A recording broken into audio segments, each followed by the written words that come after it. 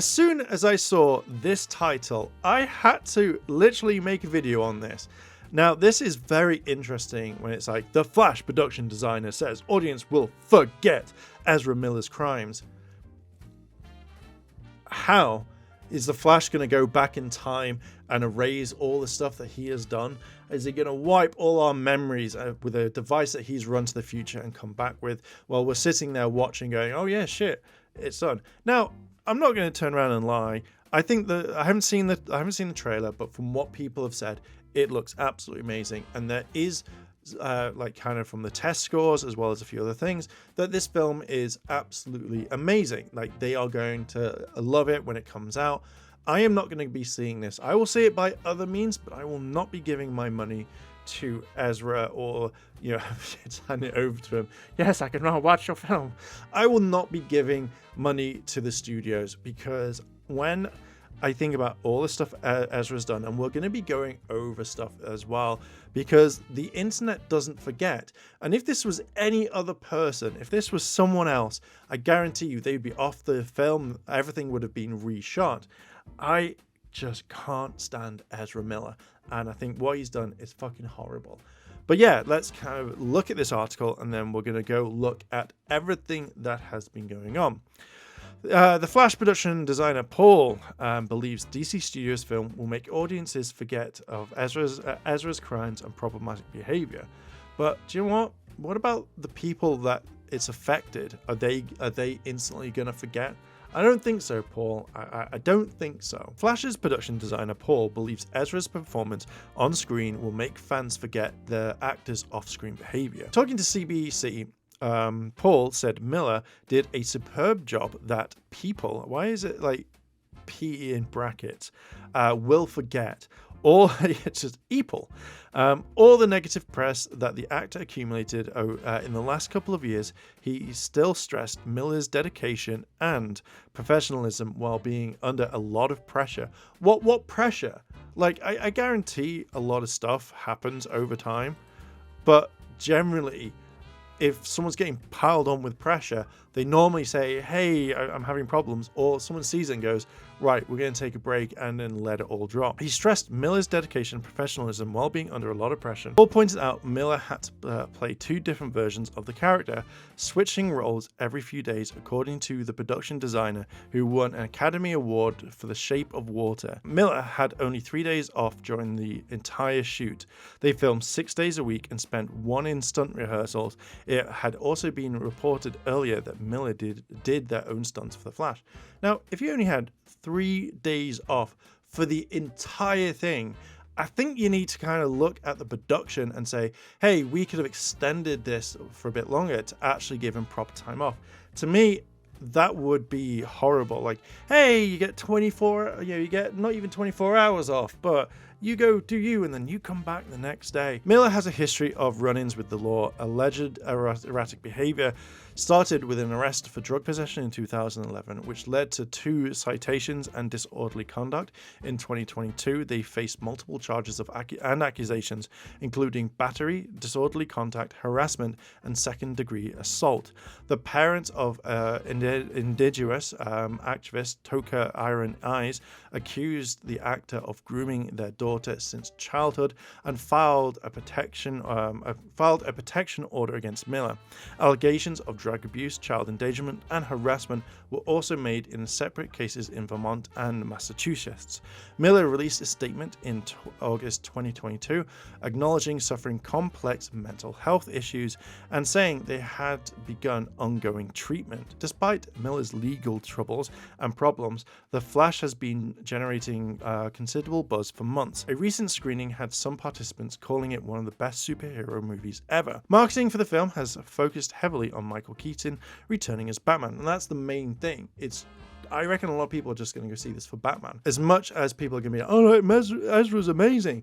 I reckon it's just for all this sort of stuff. Like, I think people want to see Batman, and I think they kind of knew something like it would go on, so that's the reason why they got one of the better Batmans to kind of do this. However, Barbara, one of the film producers, insisted The Flash is still the center of the whole movie, with Miller being in almost every scene, and I guarantee it's all going to be about Batman. Okay, now I will say that if Ezra is getting help, and he is getting a lot of help, that's absolutely fine. I absolutely think that is fantastic. You've got the director, Andy, said recently updated audiences on Miller's progress, stating, "We're all hoping they get better. They're taking the steps to recovery, they're dealing with mental health issues, and they're well. We talked to them not long ago, and they're very committed on getting better." So yeah, like I will honestly say, if they are trying to get better, absolutely great. I'm really glad Ezra is taking it into account. This is everything in his timeline. I'm not going to like focus on the old stuff because effectively that happened in the past. But let's just state this. If this was anyone else, they would have been let go so fast that nobody wanted to kind of have them in there. So in June 2011, Ezra Miller is charged with weed. Again, I don't think that's as bad now because obviously it's helpful. People use it a lot more. So again, having this, you just kind of think, why? But again, back in 2011, it's a lot more like acceptable now, which is absolutely fine. April 2020, Ezra Miller appears to choke a woman outside of a bar. We've seen that video where she says something and it's like, in general, everything's happy, and then he just choke slams her for no reason. It was caught on video, and we've all seen it. In April 2020, a video surfaced online, Miller apparently to choke a woman at a bar in Iceland. A source later confirmed to Variety that the incident was an allegation at the bar, and Miller was escorted off the premises as a result. 2 years after the incident, the woman from the clip shared her side of the story, saying that her banter with the actor getting into the fight was meant as a joke, but her friend appeared to antagonize the situation when he had told Miller that he had heard the actor didn't want to fight. My friend didn't have to say that, she told the outlet. It was a joke, obviously, but Miller took that literally and got super mad and came running outside. Now, again, that's not great. That's not great. But the fact is, you don't have to choke slam someone. You could easily either walk it off, or you could turn around, shout and scream at them, which again is not acceptable. But effectively, why would you choke slam someone? It's not the greatest thing. This one, sending a cryptic message to the you-know-who, I think that's absolutely fine. Ezra Miller is charged with disorderly conduct and harassment. On March 28th, Miller was arrested and charged with disorderly conduct and harassment over the alleged involvement in 2 separate incidents that happened at a karaoke bar in Hawaii. According to a news release from the Hawaiian Police Department, officers responded to an unnamed bar at Silver Street in Hilo, probably got that wrong, on March 27th at around 11:30 p.m. After reports of disorderly conduct, police say the actor got agitated by people singing karaoke at a bar and then started to use derogatory language. Miller began yelling obscenities and at one point grabbed a microphone from the 23-year-old singing karaoke and later lunged at a 32-year-old man playing darts, added the HPD. The bar owner asked Miller to calm down several times. That April, the actor pleaded no contest to the disorderly conduct charge in court via Zoom call, after which the judge sentenced Miller with a $500 fine. The judge also dismissed 2 additional courts with prejudice, including harassment charges of the same incident, separate traffic obligation related complaint. So again, literally something like this would probably have got Miller kicked off the Flash straight away. Ezra Miller gets restraining order filed against him. On March 29th, 2 Hilo residents filed for a temporary restraining order against Miller, claiming that Miller harassed them and threatened them. According to a court document obtained by People, the complaint alleged that Miller burst into the bedroom of the patient, of the basically proprietors, and threatened them. The alleged male victim by saying, "I will bury you and your slut wife." The document also claimed that Miller stole some of the alleged victims' personal belongings, including a social security card, wallet, passport, driver's license, and bank cards. 2 weeks later, the restraining order was dismissed by the judge per the couple's request, as reported by the Associated Press. Now, that to me sounds like Warner went up to them and went, "Shit, here's your stuff. Really sorry about that. We're now going to pay you a large amount of money. Could you just please drop this?" And they've gone, "How much?" And they've gone, "Here's a vast amount of money." And they've gone, "Yeah, okay." And then they've gone like, "Please don't speak about this ever again." But obviously it's been there. Now, again, that's what I reckon would happen. Any charges that Miller's probably done, if he did, or if they did, then I think that Warner would have said, here's the money for that.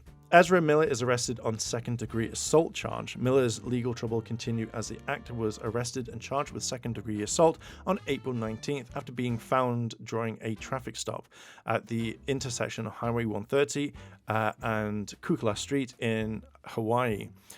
During the course of the investigation, police determined that the individual, later identified as Ezra Miller, became irate after being asked to leave and reportedly threw a chair, striking a 26-year-old female on the forehead, resulting in the approx half-inch cut.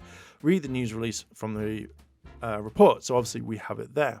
Now, I'm not going to go through all of these because there's quite a bit, but we'll read the titles. And if you want, you can pause these the video so you can watch. June 2022, Ezra Miller is accused of grooming. June 2020, another parent comes forward with allegations against Ezra Miller. Then we've got Ezra Miller in 2022 of August. Miller is accused of burglary, and I have reported that and talked about that lengthy on another video. August 2022, Vermont State Police tried to serve an emergency care order to a mother staying at Ezra Miller's home. August 2022, it's August. It's all literally 3 in August. Fucking hell, Ezra. On August 2022, Ezra Miller reveals that they're seeking treatment for the issues for complex mental health issues. October 17th, Ezra pleads not guilty to burglary in charge in Vermont. Jan 13, 2023, Ezra Miller pleads guilty to a misdemeanor and begins 1 year of probation. And then the last one we've got is April 24th, 2023. The Flash director addresses Ezra Miller's controversies. Now, this is a long video and there's still a lot to kind of go over, mainly if I read everything there. But one thing is, I'm glad that Ezra is getting better. All the stuff that they have done, I can't go and see their film because I know it's a small thing, but I'm not going to be watching this to give them my money, even though I know a lot of work has gone into it. But the fact is that when I read over all of this, when I see what they've done in the past, I can't just stand by and go, right, yeah, I'm going to support and give my money, because when we look at stuff like with, say, Johnny Depp, when Amber Heard said a few things and literally Warner dropped him faster than anything, as well as other companies, but yet that Warner stands by Ezra and then they stand by Amber and stuff like that. I just can't give them the money. Like, they got rid of other people that did nothing wrong and they've kept these two problematic people. Again, I am very glad that Ezra is getting help, and that is fantastic, and I hope that they get better soon. I just hope this isn't a stunt because people want them to go see the film. But when I see stuff like from the production of this guy going like, yeah, like everyone's going to forget about it. Does that mean that if anyone is in a high budget film, if they've done something wrong, that they cannot do it? Like, they'll instantly forget?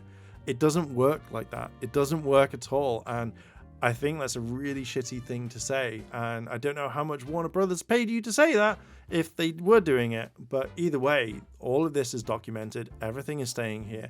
And this is not going to suddenly just disappear overnight. Personally, I will not go see this film. I do not want to see it if his face is in it. And yeah, sucks that it sounds like it's a fantastic movie and it sounds like it is going to be an absolute banger. But right now, seeing all of this, I just don't want to see it. And to be fair, I completely forgot it was coming out. But yeah, what are your thoughts on this? Like, this is all documented. So what are your thoughts on Ezra? This is all documented and obviously it's all here. And to be fair, seeing some of this stuff just makes me go, what the fuck? And I don't know why Warner Brothers just didn't drop them. Yeah, gonna leave it there. What are your thoughts? Let me know down below in the comments. If you like this sort of video, like, favorite, comment, and subscribe. Check out being a channel member. It will help the channel grow. And with that, I'm going to leave it there. Thank you very much for watching and listening, and I will catch you in the next video. I want to say a big thank you to all my Patreon supporters, and I wanted to shout out Kimono Cat. Your help does go a long way to support the channel. And if you want to consider helping the channel, then links to my Patreon as well as the channel members are listed below. あらあら、チャンネルをサポートしてくれてありがとうございます。チャンネル登録、高評価お願いします。